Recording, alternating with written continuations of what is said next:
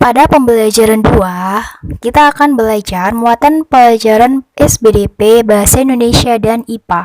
Yang pertama, muatan SBDP yaitu gerak tari tradisional dan tari kreasi baru. Setiap daerah memiliki tarian. Tarian daerah memiliki keunikan tersendiri. Keunikan tersebut dapat dilihat dari unsur-unsur tarinya. Gerak merupakan unsur utama dalam tari. Unsur lainnya adalah busana, tata rias, iringan musik, dan properti tari. Gerak tari Nusantara sangat beragam. Gerak tari suatu daerah berbeda dengan daerah lain. Karya tari dibedakan menjadi dua, yaitu tari tradisional dan tari kreasi baru.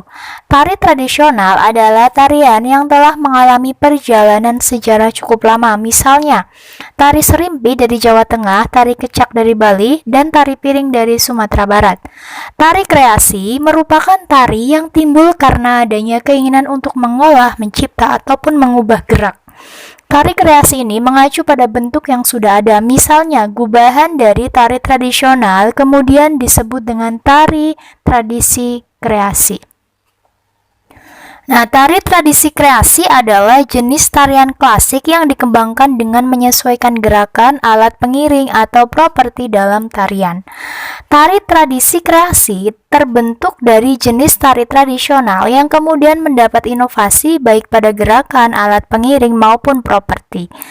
Tari tradisi kreasi masih terikat dengan tarian-tarian yang sudah ada sebelumnya. Nah, perhatikan contoh tari tradisional berikut. Tari tradisional, tari saman, daerah asal Aceh, tari kecak dari Bali, tari topeng Betawi dari Betawi, tari serimpi dari Jawa Tengah, tari remo dari Jawa Timur, tari monong dari Kalimantan Barat, tari radap rahayu dari Kalimantan Selatan, tari gong dari Kalimantan Timur. Tari kreasi baru merupakan tari pengungkapan emosi manusia secara bebas. Dengan kata lain, setiap penari bebas dalam mewujudkan ekspresi emosional yang tidak terikat oleh sebuah bentuk tari tradisi. Tari kreasi baru disebut juga tari modern. Contoh tari kreasi baru adalah tari Manukrawa, tari Garuda Wisnu, dan tari Belibis. Perbedaan antara tari kreasi tradisi dan tari kreasi baru adalah sumber gerak tarinya. Tari kreasi baru bertumpu pada kebebasan kreativitas individu. Berikut contoh tari kreasi baru di Indonesia, yaitu tari nguri dari Nusa Tenggara Barat, tari merak dari Jawa Barat, tari rara ngigel dari Yogyakarta, tari kupu-kupu dari Jawa Barat, tari manipuri dari Jawa Tengah, tari yapong dari Betawi. Muatan bahasa Indonesia tentang menemukan sifat tokoh dalam cerita rakyat. Cerita rakyat merupakan cerita dari zaman dahulu yang hidup di kalangan rakyat dan diwariskan secara lisan. Dalam cerita rakyat terdapat tokoh. Tokoh merupakan pelaku dalam cerita. Tokoh dapat berupa manusia, hewan, atau tumbuhan. Menurut sifatnya, tokoh dibedakan menjadi 3, yaitu protagonis, antagonis, dan tritagonis. Tokoh protagonis adalah tokoh yang mengembangkan peranan utama pada cerita. Tokoh protagonis biasanya menjadi idaman dalam cerita karena memiliki sifat yang baik. Contohnya, sifat baik hati, lemah lembut, penyayang, penolong, dan bijaksana. Yang kedua, tokoh antagonis adalah tokoh penentang tokoh protagonis. Tokoh antagonis digambarkan memiliki sifat yang jahat dan bertentangan dengan tokoh utama. Contohnya, pemarah, pendendam, dan sombong.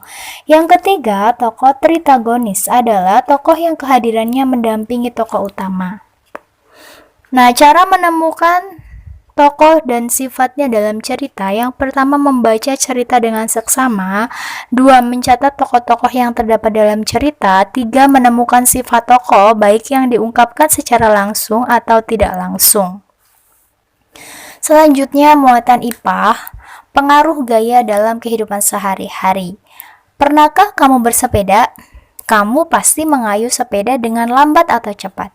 Saat mengayuh sepeda, terdapat gaya otot. Jadi, gaya dapat mengubah kecepatan gerak benda. Coba ingat kembali materi tentang pengaruh gaya terhadap gerakan benda. Gaya dapat menyebabkan benda yang diam menjadi bergerak. Benda bergerak menjadi diam, mengubah arah gerak benda, mengubah bentuk benda, dan mengubah kecepatan gerak benda. Berat benda memengaruhi gerak benda.